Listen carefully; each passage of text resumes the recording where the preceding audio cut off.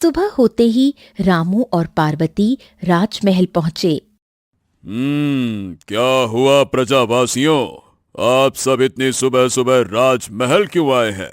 बताइए, मैं आप सबकी किस प्रकार सहायता कर सकता हूँ? इसके बाद पार्वती ने राजा को सारी बात बताई। राजकुमार की इस हरकत से राजा बहुत क्रोधित हुए। महारानी! ओ महारानी! जल्दी से आप यहाँ आइए और देखिए आपके लाडले बेटे ने क्या कांड किया है। आइए। क्या हुआ महाराज? आप मेरे बेटे को ऐसे क्यों कह रहे हैं? मेरे बेटे ने ऐसा क्या किया? महाराज महारानी को सब कुछ बताते हैं। इस बार महारानी भी राजकुमार के ऐसा करने से बहुत क्रोधित हुईं।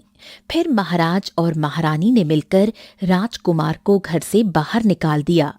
अब राजकुमार रामू के टूटे फूटे घर में रहने लगा। फिर रात को अरे रे, मुझे मुझे बहुत जोरों की भूख लगी है। तुम सब मुझे जल्दी से खाना दो। भूख लगी कर क्या रहे हो? खाना खिलाओ मुझे। लेकिन राजकुमार, हम तो बहुत गरीब लोग हैं और हमारे पास तो 2 सूखी रोटी के अलावा कुछ नहीं है। नहीं नहीं नहीं नहीं नहीं नहीं, मैं ये रूखी सूखी रोटी बिल्कुल नहीं खाने वाला। एक तो इतनी ठंड लग रही है, ऊपर से तुम लोग मुझे ये खिला रहे हो। इससे अच्छा तो मैं भूखे पेट रहूं। ये गंदा खाना कौन खाता है? ये तो हमारे यहाँ के जानवर भी नहीं खाते। इतना कहकर राजकुमार बिस्तर पर जाकर लेट गया।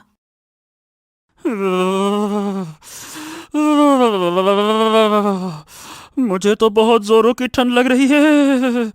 अरे तुम सबके पास में कपड़े या कंबल हैं कि नहीं है? अरे है तो दो ना। हाँ राजकुमार, हमारे पास बस एक ही कंबल तो है, लेकिन उस कंबल को बच्चों ने लिया है। अगर वो कंबल मैंने आपको दे दिया तो वो बेचारे मासूम से बच्चे ठंड के कारण बीमार पड़ जाएंगे। अरे मैं कुछ नहीं जानता। मुझे बहुत जोरों की ठंड लग रही है, इसीलिए मुझे वो कंबल चाहिए। जल्दी दो। राजकुमार बच्चों की परवाह ना करते हुए बच्चों से कंबल लेकर खुद सो गया। पूरी रात बच्चे ठंड से कांपते ठिठुरते रहे। अगली सुबह भाग्यवान, सेठ जी आ चुके हैं, इसीलिए मैं जा रहा हूं काम पर। शाम तक लौट आऊंगा। तुम बच्चों को घर से बाहर मत जाने देना, ठीक है? ठीक है जी। शाम तक रामू सेठ के वहां काम करके घर लौटा। आज भी राजकुमार कल की तरह भूखे पेट बच्चों से कंबल लेकर बिस्तर पर लेट गया। अरे रे, ओहो, मुझे बहुत जोरों की भूख लगी है। ऊपर से पिताजी ने भी मुझे राजमहल से बाहर निकाल दिया। मैं कैसे भिखारियों के घर में आ गया हूँ। इन सबके पास 2 सूखी रोटी के अलावा और कुछ नहीं है। ओह, चाहे कुछ भी हो जाए, मैं ये जानवरों से बदतर खाना नहीं खा सकता। सूखी रोटी कौन खाता है?